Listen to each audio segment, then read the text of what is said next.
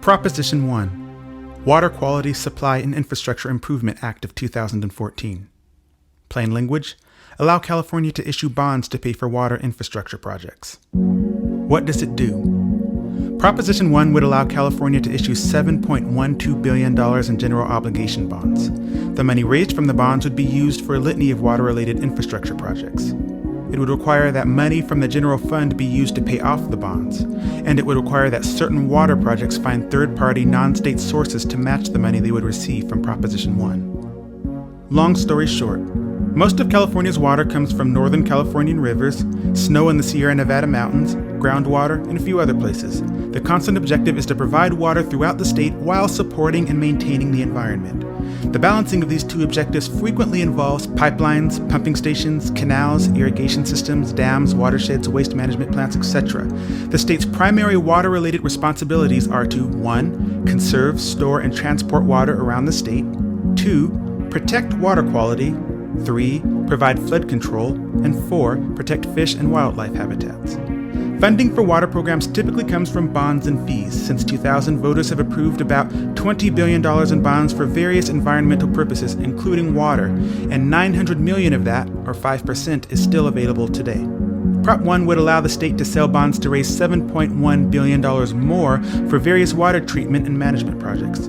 The debt incurred by issuing these bonds would be paid back from the general fund. The objectives of Prop 1 would be to 1. Increase water supplies, 2. Protect and restore watersheds, 3. Improve water quality, and 4. Increase flood protection. The legislative analyst provides this very helpful chart with more details if details are your thing. I'm not going to linger, so you can just hit the pause for a thorough examination. An even shorter way to say this would be, Prop 1 would allow California to borrow around $7.5 billion for water management projects. Fiscal Impact.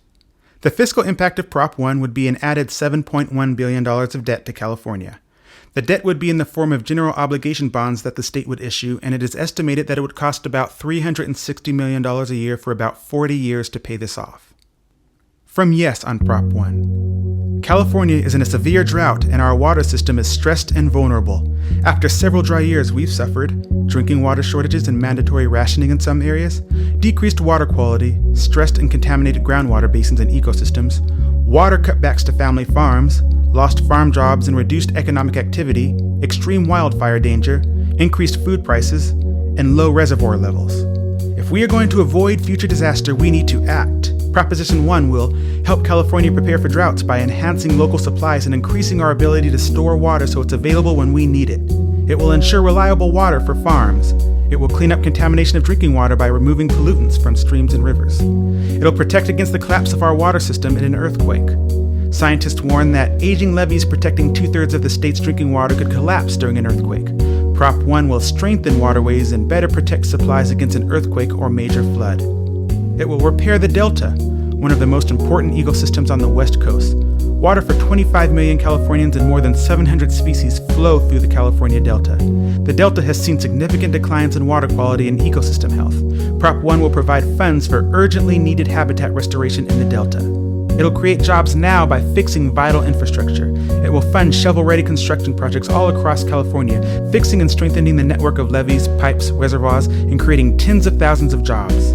Prop 1 will protect taxpayers with strong fiscal safeguards. Prop 1 is funded through existing funds and will not increase taxes. Prop 1 limits administrative costs to less than 5% and requires annual independent public audits.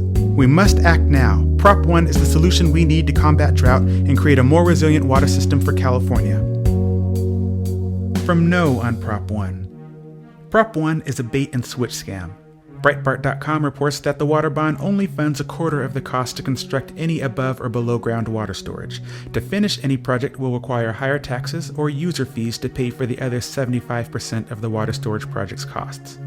California is staggering under a $777 billion debt, and voters already approved $128 billion in general fund bonds that must be repaid by taxpayers. If California taxpayers are going to invest $7.5 billion, and that's $14.4 billion with interest, they deserve real solutions, says the California Water Impact Network. Instead, Prop 1's authors focus on building new dams while our reservoirs sit empty and our state's water supply is overcommitted by 5 times. Rather than focus on storing water we don't have, leaders should focus on funding real solutions that ensure an equitable supply of water.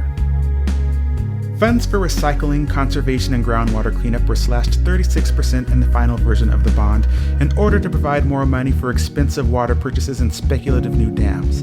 Even if there were water to fill the reservoirs created by the new dams, we all know that it will take years, maybe decades, to permit and build them. In a state that already has more than 1,250 dams, dedicating 36% of a $7.5 billion bond to build more is bad policy. If the water bond's authors really wanted to address our water crisis, they would focus on funding to repair California's crumbling water system, clean up municipal groundwater, and implement innovative programs that help agricultural, business, and residential users track their water use and conserve. Prop 1 provides precious little funding for these priorities. Prop 1 mostly benefits special interests. The bond requires taxpayers to enrich a few wealthy water users while purchasing water that the public already owns at inflated prices to protect the public's rivers and environment. The public must fund these projects while private special interests profit from their implementation. Prop 1 is a red herring that diverts attention from the real causes of the state's water crisis and the steps and resources required to address it. The water crisis is a result of overappropriation, waste, and inequitable distribution of limited water supplies, and the failure to balance the public trust. Proposition 1 is a hogfest of projects unrelated to water supply or drought relief. Bond proponents carefully disguised pork projects by not identifying specific projects in the general funding allocations to various groups. The Associated Press, in a widely published article, reported that conservancies and other groups have acknowledged that they will use bond funds for pedestrian and bike trails, parkways, interpretive centers, trash cleanup, and other projects with no direct connection to the stated intent of the water bond.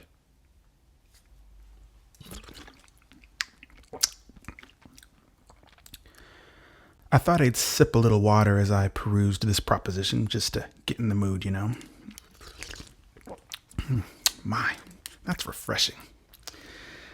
I spent more time in limbo on this proposition than any of the others. As a lifelong Californian, I'm thoroughly familiar with the panicked screams of drought and despair, so I get why we need to do something. After all, I don't want to be thirsty.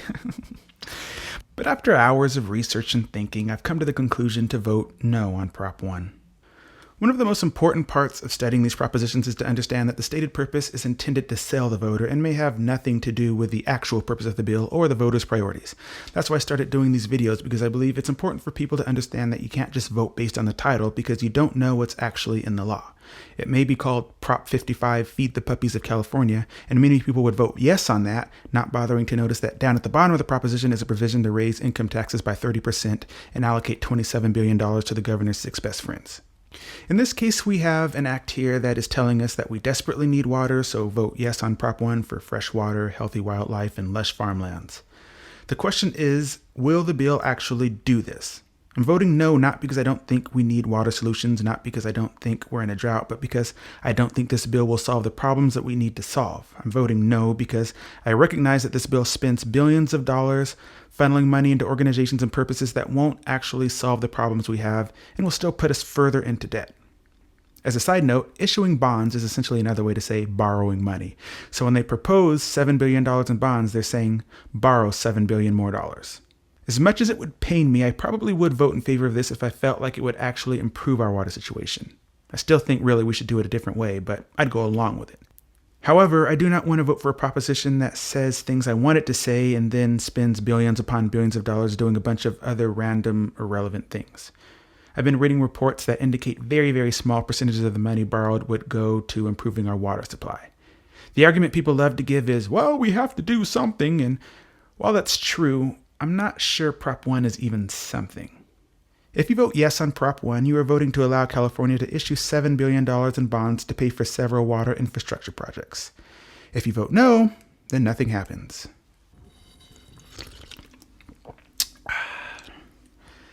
The Daryl Johnson Show says no on Prop 1.